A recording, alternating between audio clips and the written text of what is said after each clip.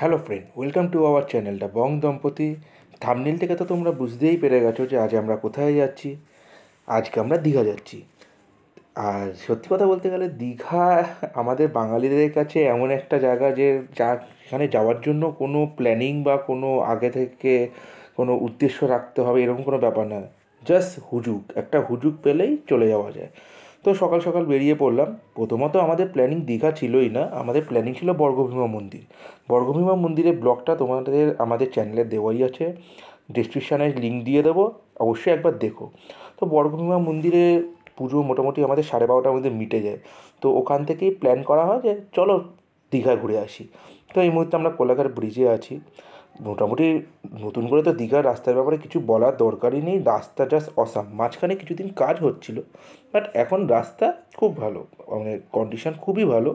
তো গাড়ি চালিয়ে এমনি কোনো মানে ক্লান্তি বা কোনো অস্বস্তি বা খুব জ্যাম এরকম কিছুই না। তবে সকাল সকাল যেহেতু বেরিয়েছি, ভালো রকম ফগ ছিল, সারা রাস্তায় আমরা মোটামুটি ভালোই কুয়াশা পেয়েছি। তো পৌঁছে গেলাম কোলাঘাট। একটা তো পেট পুজোর ব্যাপার থাকেই সকাল সকাল। তো অনন্যা হোটেল অ্যান্ড রেস্টুরেন্টে আমরা চলে গেলাম, মোটামুটি গাড়ি পার্কিং করে ঢুকে পড়লাম। তো সেরকম খাবার বলতে হালকা ব্রেকফাস্টই নিয়েছি, জাস্ট কচুরি, চা, একটা কোল্ড ড্রিঙ্কস। তো আমার বাবা আর আমার শ্বশুরমশাই আমরা মোটামুটি তিনজনেই গেছিলাম। তো ওখান থেকে মোটামুটি খাওয়া দাওয়া পর্ব মিটিয়ে চললাম দীঘার দিকে। তো তোমরা যে সোজা রাস্তাটা দেখতে পাচ্ছ, যারা খড়গপুরের দিকে যেতে চাও বা পুরী, ওইটা হলো সোজা রাস্তা। আর কোলাঘাট থেকে বাঁদিকে যে রাস্তাটা ঘুরে যাচ্ছে সেটা হলদিয়া, নন্দকুমার, দীঘা এই দিকে চলে যাচ্ছে।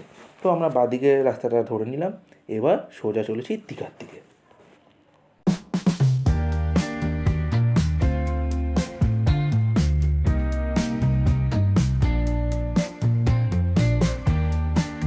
পৌঁছে গেলাম নন্দকুমার থেকে ফুল ইউটার্ন মেরে যে রাস্তাটা সোজা চলে যাচ্ছে সেটাই দীঘা, মন্দারমণি, তাজপুর, কোনটায় কাথি, ওই রাস্তাটায় ঢুকে যায়।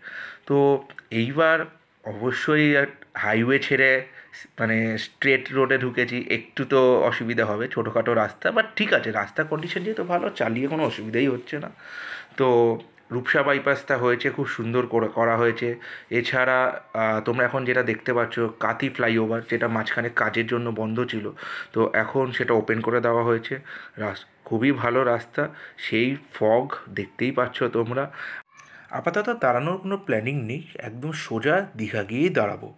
তো ফার্স্ট আমাদের টার্গেট ওল্ড দীঘা ইকো পার্কটা দেখবো, দেন তারপরে সময় বাঁচিয়ে নিউ দীঘার দিকে যাব। তো চলো দেখা যাক কী হয়।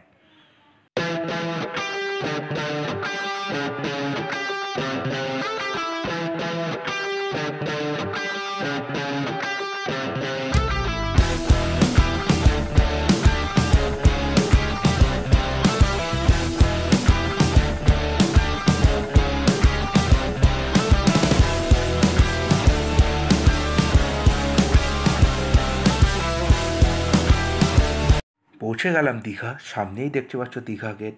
আর দীঘা গেটের সামনে ফটোশ্যুট করবে না এমন কেউ হতেই পারে না। তো মোটামুটি ওখানে এসে একটু গাড়িটা পার্ক করলাম, টুকটাক কিছু ফটো ক্যাপচার করলাম, একটু ভিডিও করলাম। তো এবার সোজা দীঘার দিকে যাব।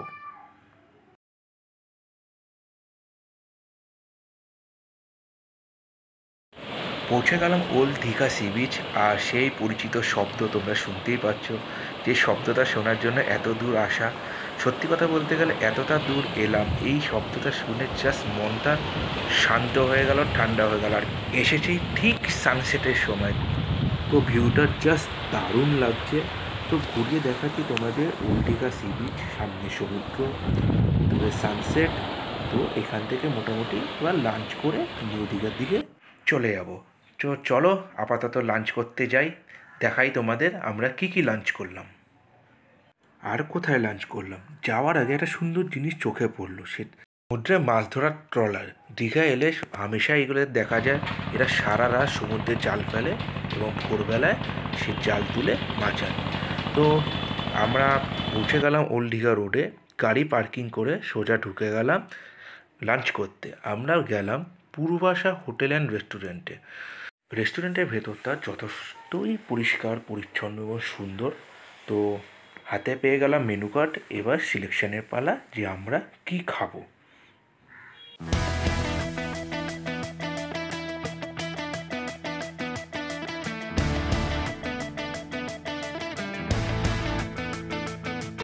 তো চলে এলো আমাদের লাঞ্চ। আমরা মেনলি 3টে থালি নিয়েছি। আমার বাবা আর আমার শ্বশুরমশাই নিয়েছে ফিশ থালি, আর আমি চিকেন থালি। মেনলি থালিতে ওদের কস্টিং চিকেন থালি 180 আর ফিশ থালি যেটা 160। ফুড কোয়ালিটি জাস্ট অসাম, রান্না খুবই ভালো, আর সবথেকে বড় কথা গরম গরম খাবার, জাস্ট খেয়ে মনটা ভরে গেল। তো ওখান থেকে বেরিয়ে চলে গেলাম দীঘার জগন্নাথ টেম্পলে। যদিও মন্দিরটা এখন তৈরি হচ্ছে, এখনও জনসাধারণের জন্য ওপেন করা হয়নি। তো দূর থেকে যতটা চেষ্টা করেছি ক্যামেরাতে নেওয়া যায় ততটাই ভিডিও করা। তো বাঁদিকে রাস্তা চলে যাচ্ছে ওল্ড দীঘা, আর ডান দিকে সোজা নিউ দীঘা। তো জগন্নাথ টেম্পল তৈরি হলে অবশ্যই এখানে আসবো। তো এখান থেকে চলে গেলাম নিউ দীঘা। দেখতেই পাচ্ছ নিউ দীঘা সি বিচ, পরপর হোটেল, এখানে গাড়ি পার্কিং করে এখান থেকে চলে গেলাম নিউ দীঘা সি বিচের দিকে। মোটামুটি ফাঁকা, যেহেতু বিকেলবেলা এখনও সব দোকান ওপেনই হয়নি, ফাঁকা ফাঁকাই মোটামুটি আছে। তো চলো সমুদ্রের দিকে যাওয়া যাক।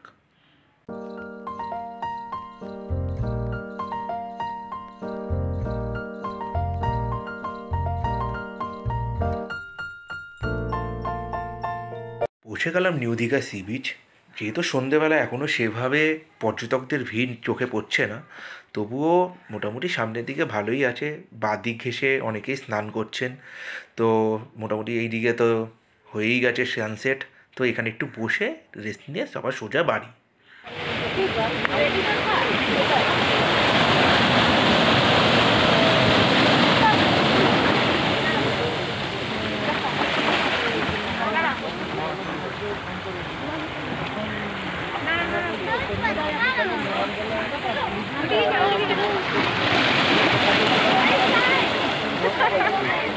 যেহেতু আমাদের দীঘা আসার কোনো প্ল্যানিংই ছিল না, তো আমরা সেভাবে কোনো প্রিপারেশান নিয়েই আসিনি, জাস্ট হুজুকেই দীঘা চলে আসা। এসে দীঘা একটু সমুদ্র দেখলাম, মনটাও ভালো লাগলো, ঘোরাও হলো। এবার এখান থেকে সোজা বাড়ি ফিরতে হবে। দীঘা থেকে আমাদের কলকাতা, আমাদের বাড়ি অলমোস্ট 192 কিলোমিটার। তো অনেকটাই ফিরতে হবে, তাও ফিরতে ফিরতে মোটামুটি 5-6 ঘন্টা তো লাগবেই। আর খারাপভাবে গাড়ি ড্রাইভ করতেও চাই না। আর রাস্তার কন্ডিশন খুব একটা যে ভালো তাও তো নয়, খুবই ন্যারো লেনই আমরা আসার সময় দেখেছি। আর এখানে দীঘার দিকে রাস্তা যেহেতু ছোটো, আর গাড়ি এখানে খুবই খারাপভাবে চালায়। তো নাইট ড্রাইভ আমি কখনোই সাপোর্ট করব না। খুব যদি দরকার না পড়ে কেউ দীঘার রাস্তা অন্তত নাইট ড্রাইভ করবে না। সন্ধেবেলায় দেখলাম দীঘা গেটটা খুব সুন্দর লাইটিং করেছে, তাই গাড়ি দাঁড় করে একটু ক্যামেরাবন্দি করলাম।